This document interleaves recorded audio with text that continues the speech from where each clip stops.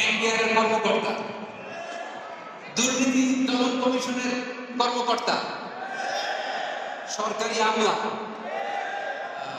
যাদের কাছে দেশ আমানত, মন্ত্রণালয় আমানত, তাদের ব্যাপারে দেশের সবচেয়ে বড় জাতীয় দৈনিকগুলোর প্রতিবেদন করলে গা শিউরে ওঠে।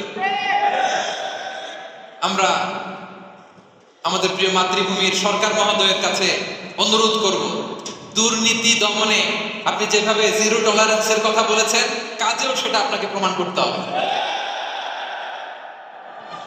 আমরা আমাদের দেশের গভর্নমেন্টের জন্য দোয়া করি, তারা যেন দুর্নীতির লাগাম টেনে করতে পারে।